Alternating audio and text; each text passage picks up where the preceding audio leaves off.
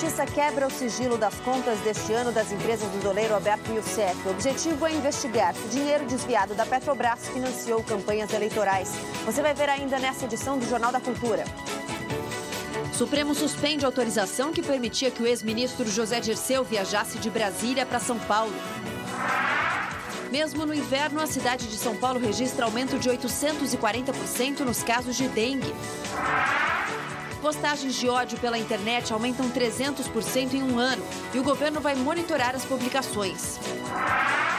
A capoeira de roda deve ser reconhecida pela Unesco na semana que vem como patrimônio cultural e imaterial da humanidade. E Paris faz jus ao título de Cidade Luz e usa energia solar na decoração natalina.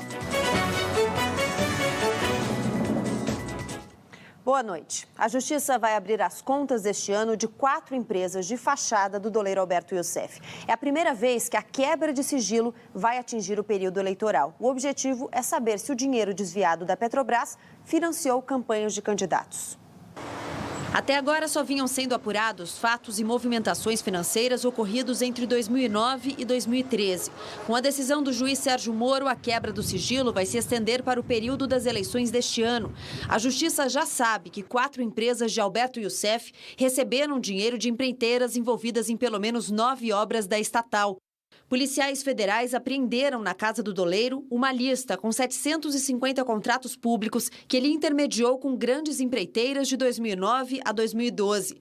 A operação já identificou 37 milhões de reais somente das empresas do Grupo Sanco e outros 31 milhões e meio de reais repassados pelas empreiteiras a 2 empresas do doleiro. Para o juiz, são provas de que as empreiteiras formaram cartéis para fraudar licitações da Petrobras, manipularam o preço dos contratos, lavaram o dinheiro com a ajuda de Alberto Youssef e pagaram propina para agentes públicos como Paulo Roberto Costa, ex-diretor de abastecimento da Petrobras. O juiz Sérgio Moro também mandou depositar na conta da Justiça Federal os 78 milhões de reais bloqueados nas contas dos investigados. E ainda investiga porque muitas contas em nome dos suspeitos estão zeradas ou com saldo baixo, menos de R$10. Foi esse o tempo em que a dengue era uma doença típica de verão. Em 2014, o número de casos da doença aumentou progressivamente de janeiro até o início desse mês. E para o ano que vem, a tendência é que a situação piore ainda mais. Na rua Sepetiba, zona oeste de São Paulo, Iane é a fiscal do mosquito da dengue. Ela é dona de uma banca de jornal e coloca panfletos nas edições vendidas e nas que entrega nas casas. Iane também percorre as ruas do bairro, revirando latas de tinta, garrafas e tudo que possa ser o criadouro do mosquito. Tanto cuidado é porque ela e 50 vizinhos tiveram dengue no começo do ano. Febre alta, né? Dores assim insuportáveis no corpo. Espero que a dengue esse ano não tenha proporção, principalmente aqui no nosso bairro. Foi uma coisa nunca vista, né? A proliferação do mosquito da dengue costuma ser maior no verão, quando há mais umidade e calor. Só que neste inverno, a cidade de São Paulo registrou 840% de casos da doença a mais do que no mesmo período do ano passado. Segundo a prefeitura, foram 705 casos neste inverno. No do ano passado foram 75. De janeiro até o início de novembro, a capital paulista totalizou quase 28 mil casos. Para esse infectologista, a proliferação da doença pode estar relacionada com a seca, que mudou o comportamento da população, e ainda com o avanço do vírus tipo 4 da dengue. Cada vez que aparece uma cepa de vírus, nós temos um conjunto da população com uma grande parte não imunizada. No Brasil, quase 800 municípios estão em situação de risco ou alerta de surto da dengue. O Aedes aegypti também pode transmitir a febre chikungunya, que apresenta sintomas parecidos com o da dengue. A diferença é que a chikungunya não tem a forma hemorrágica, o que reduz o risco de morte do paciente. Por outro lado, a infecção pode trazer problemas crônicos nas articulações. O Supremo Tribunal Federal suspendeu a autorização para o ex-ministro da Casa Civil, José Dirceu, viajar de Brasília para São Paulo. E Dirceu vai ter que retornar para o Distrito Federal assim que for notificado. O ministro Luiz Roberto Barroso disse que não foi comunicado formalmente da viagem pela Vara de Execuções Penais do Distrito Federal. Além disso, a autorização contraria parecer desfavorável do Ministério Público. Condenado no julgamento do Mensalão, Dirceu cumpre pena em regime aberto na capital federal. Ele também pediu para passar as festas de fim de ano na cidade mineira de Passa Quatro, onde mora a família. Bandidos assaltaram a casa do cineasta Zelito Viana, no Cosme Velho, zona sul do Rio. Foi o 5º assalto que ele sofreu, o 2º em 4 meses. Zelito, a mulher, o caseiro e 3 amigas foram rendidos e agredidos pela quadrilha. Depois de 3 horas, os bandidos foram embora, levando R$ 500, aparelhos eletrônicos e joias. Zelito Viana é irmão do humorista Chico Anísio e pai do ator Marcos Palmeira. Quase 500 mil universitários fazem amanhã o ENAD, prova do Ministério da Educação que avalia a qualidade dos cursos de graduação. Eles estão matriculados no último ano de cursos universitários. A prova é obrigatória para toda a rede federal e particular e facultativa para as redes estaduais e municipais. Os convocados que não fizerem o exame podem ser impedidos de colar grau e de receber o diploma. Também neste domingo, a Unicamp aplica a primeira fase do vestibular para mais de 77 mil candidatos. Eles concorrem a 3.320 vagas em 70 cursos de graduação. A prova de redação será na segunda fase, em janeiro, e a lista dos aprovados sai no dia 2 de fevereiro. Vamos falar de saúde. O brasileiro vem brigando com a balança já há um bom tempo, né? O resultado disso é que estamos na 5ª posição do ranking mundial de obesidade. Mas uma dieta que tem sido sucesso no sul da Europa promete agradar os paladares mais exigentes, além de melhorar a saúde e diminuir as silhuetas. Refrigerantes, frituras, doces, produtos industrializados, difícil resistir, né?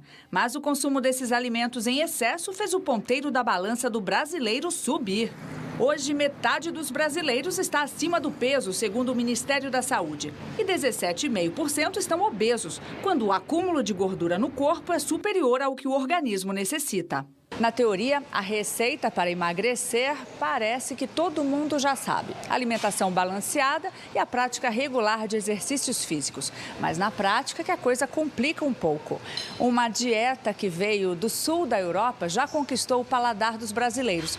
Primeiro, porque ela promove o sonhado emagrecimento. E segundo, porque faz bem ao coração.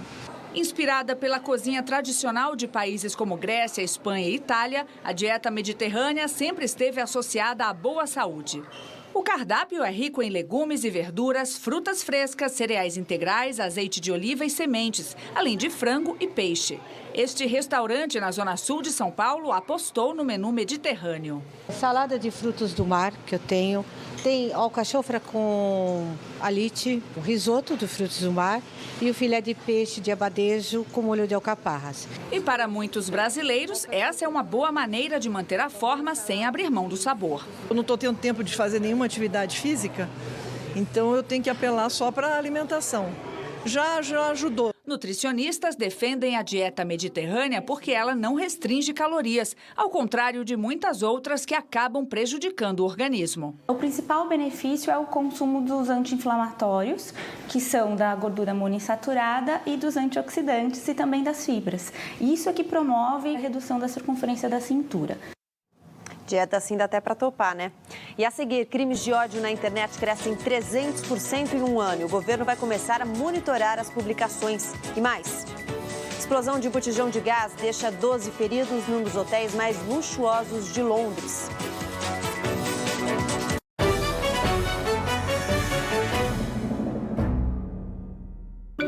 Ministério da Cultura.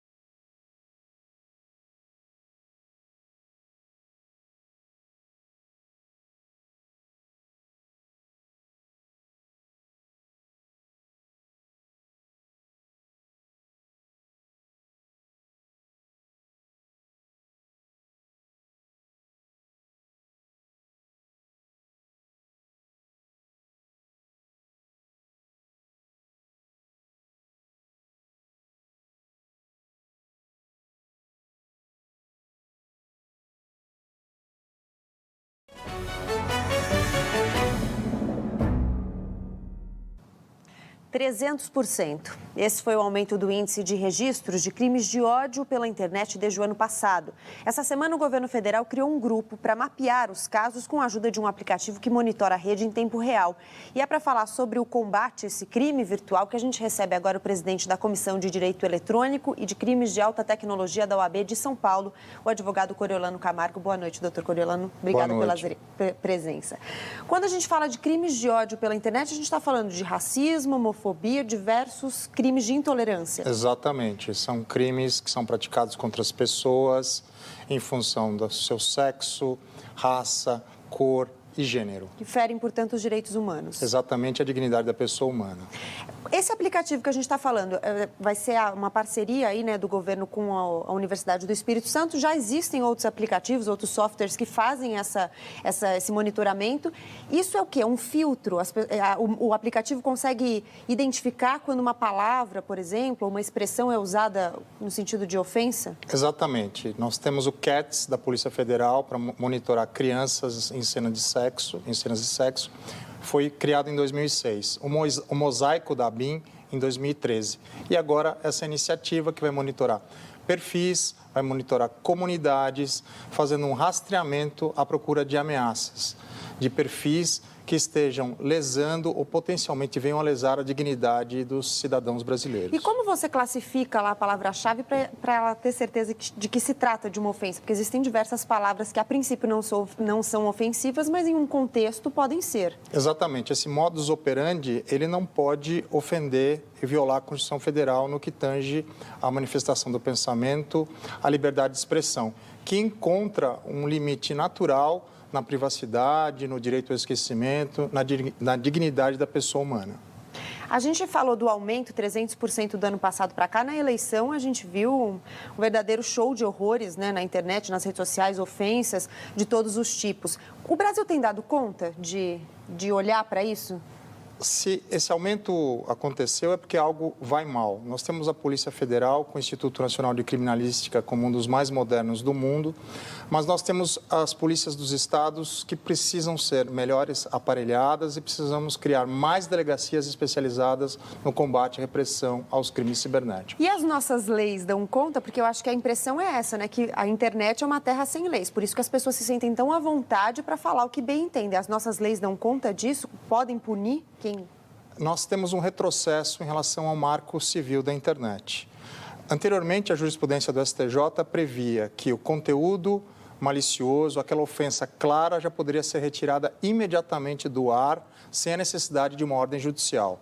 Casos como aconteceram com a moça do Guarujá, de uma suposta ameaça, um perfil falso que foi criado, ou seja, uma denúncia a partir de um perfil dessa moça e que ela acabou sendo morta, apenas com ordem judicial que você poderia retirar essa pseudo-denúncia que foi feita contra essa moça no ar. Hoje, os casos denunciados, alguém que denuncia um caso de ofensa, a pessoa é punida hoje? A pessoa é punida, a polícia tem mecanismos de identificar, existem grupos de peritos muito bem capacitados. O problema, a vulnerabilidade reside justamente nos estados. Muitos estados não têm capacidade técnica de investigar o crime eletrônico.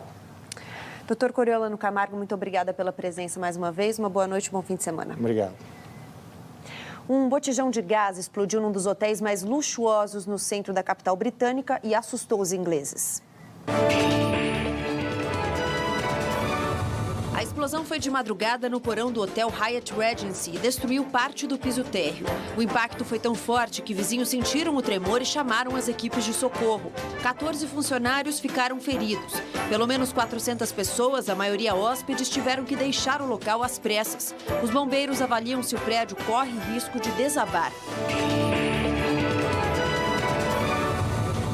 O Al-Shabaab, ligado à rede Al-Qaeda, assumiu a autoria do ataque contra um ônibus no nordeste do Quênia, perto da fronteira com a Somália. Homens armados fuzilaram 28 passageiros que não eram muçulmanos. 32 pessoas sobreviveram. Os extremistas islâmicos alegaram que o crime era uma vingança aos ataques de forças de segurança do país contra 4 mesquitas e a prisão de 100 islâmicos. Cerca de 60 mil espanhóis protestaram nas ruas de Madrid, exigindo que o governo cumpra a promessa feita na campanha eleitoral e acabe com o aborto no país. Desde 2010, a Espanha autoriza a prática até a 14ª semana de gestação. Depois disso, o aborto só é permitido se for comprovado risco de saúde à mãe ou por má formação do feto. Uma nova marcha foi marcada para março do ano que vem.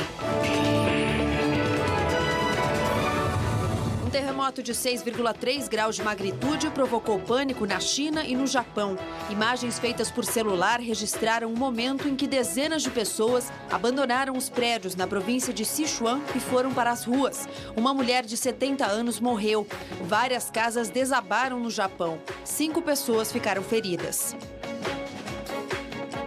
A Justiça dos Estados Unidos inocentou uma mulher que estava presa há 17 anos. Só agora foi descoberto que um testemunho de acusação era falso. A mulher vai receber uma indenização.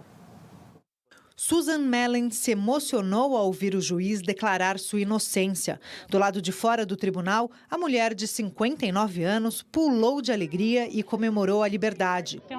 Eu chorei todos os dias, mas nunca perdi as esperanças de que a verdade iria aparecer.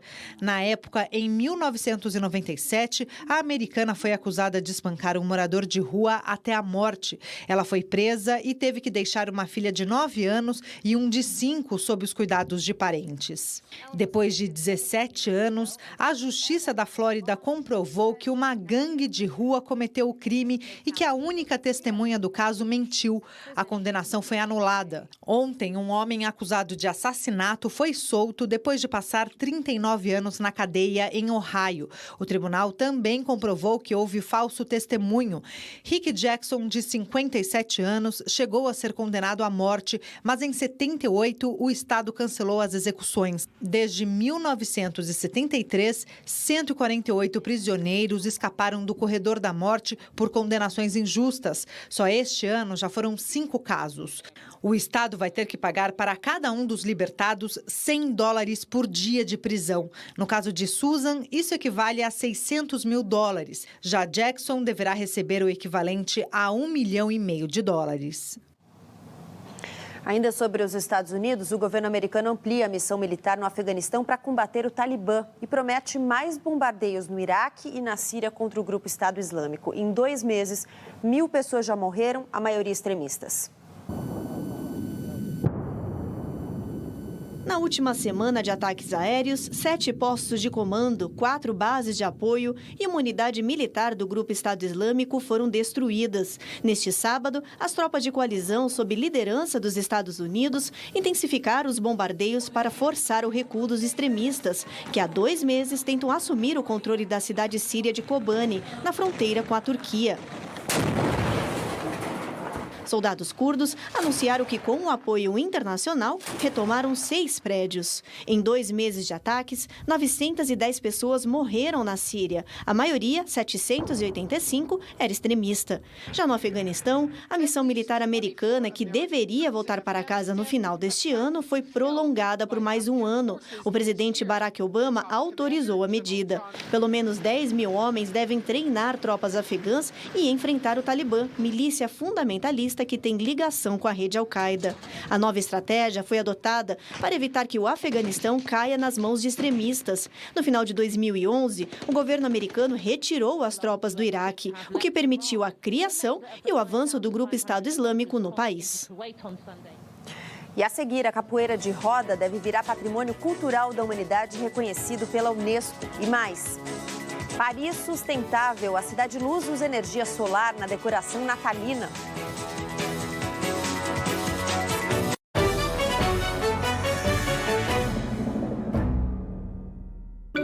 Ministério da Cultura e TV Cultura apresentam Prelúdio.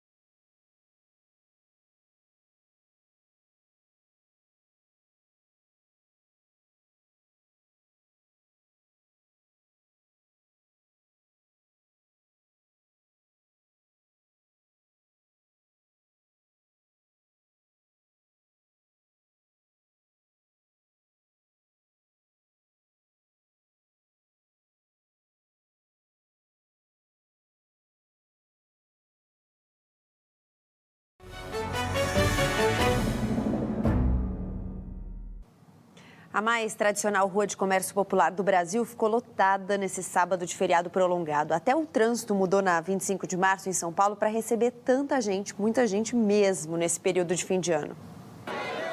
Nada de carros, mas muita gente. Até o Natal, a rua 25 de março e a ladeira Porto Geral ficarão fechadas ao tráfego de veículos para evitar congestionamentos e garantir a segurança dos pedestres durante o período de compras de fim de ano. Hoje, os consumidores lotaram as lojas em busca de presentes para o Natal e enfeites para casa. A expectativa dos 3 mil lojistas é de que 700 mil a 1 milhão de pessoas passem por dia pela região. E amanhã o movimento promete se repetir. O comércio fica aberto até as 2 da tarde. Na Semana da Consciência Negra, uma exposição em São Paulo mostra a arte, o esporte e a literatura que ficaram de herança dos que lutaram contra a escravidão.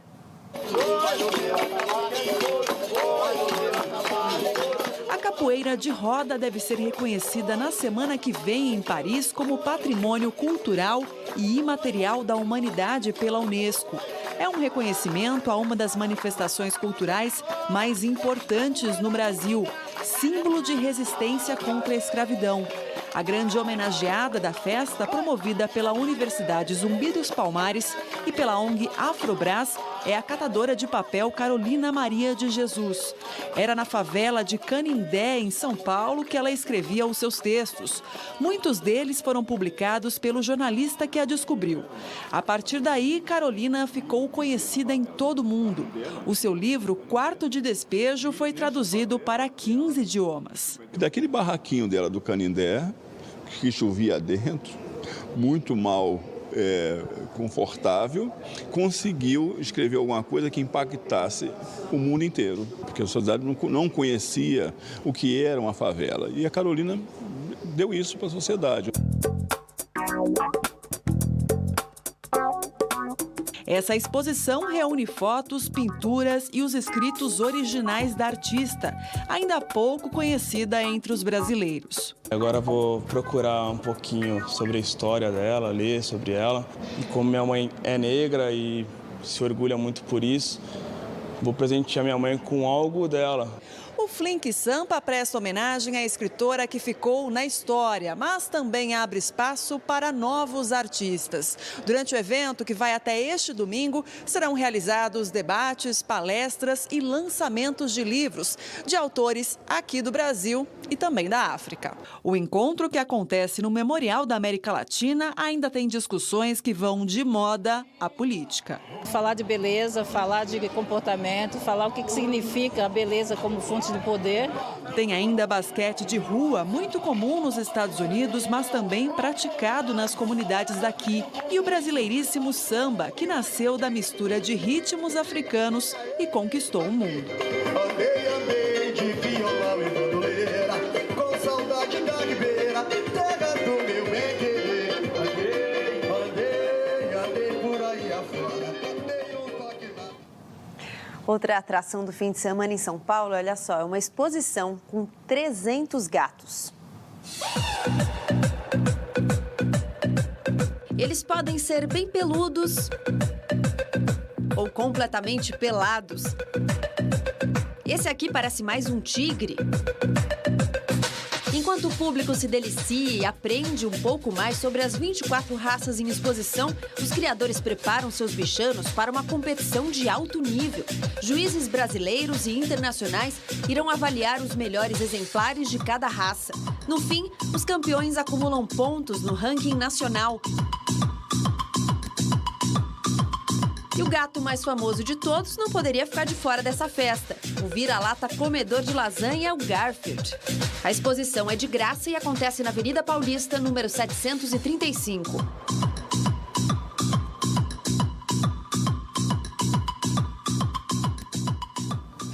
Vamos daqui para Paris, a cidade luz que está usando energia renovável na decoração de Natal desse ano.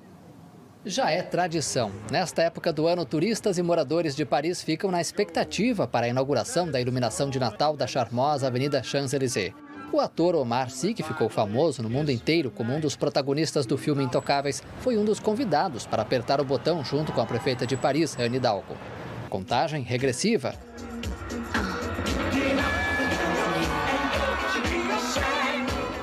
E, enfim, foi conhecida a decoração deste ano.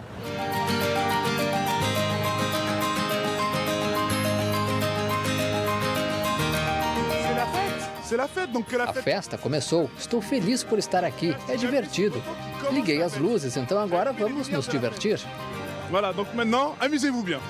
No total, 200 árvores foram decoradas ao longo da avenida. E houve uma preocupação especial com a sustentabilidade. As lâmpadas são de LED e vão economizar energia. Além disso, a luz consumida na decoração é compensada pela eletricidade gerada por uma empresa especializada na produção de energia solar.